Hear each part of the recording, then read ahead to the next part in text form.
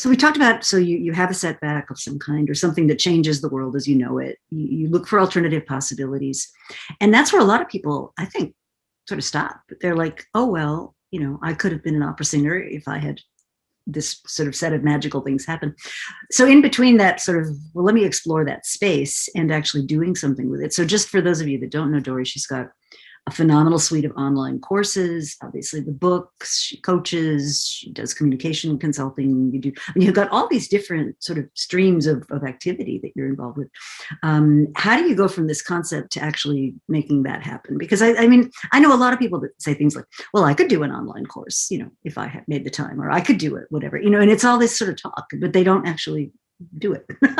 So how do you cross over that? Yeah, it's such an important question. So actually in my new book, The Long Game, I talk about this a bit because in many ways it is a sort of long game question, right? No one is ever going to be telling you, oh, you really have to do this right now. Like the problem that we have so often is that we just kind of go on about our business and then calamity strikes and everything's an emergency because we haven't prepared for other outcomes or other possibilities. In Reinventing You, I talk about the difference between what I call capital R reinvention, which is this, kind of like dramatic, like, oh, you lost your job, or it's like a big change, big sudden change, versus lowercase r reinvention, which is the sort of smaller shifts or the habits or the daily practices or the ways that you keep yourself ready to be able to pivot and shift where you need to. And so, we think about Google popularized the concept of 20% time. I mean, before that, 3M had their 15% time.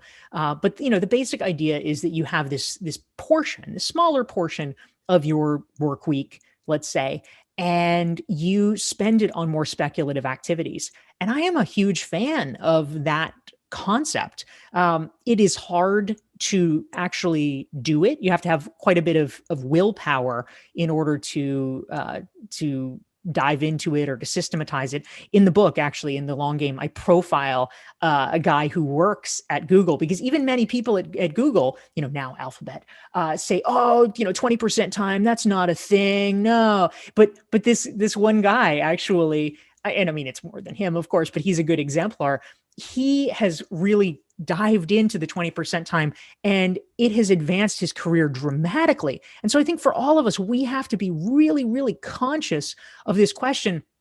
How do we take, how can we make sure that we are not just tripping from emergency to emergency, but instead are cultivating small bets on the side? 20% of your time, it's not enough to bankrupt you if it doesn't work. Like, who cares if it doesn't work? You've learned some stuff along the way, but it's enough that over time and compounded, if you are steadily doing it, you actually at the end have something pretty substantial. And if you need to shift, or if you want to shift, there's something meaningful that you can shift into that you have cultivated. Mm-hmm.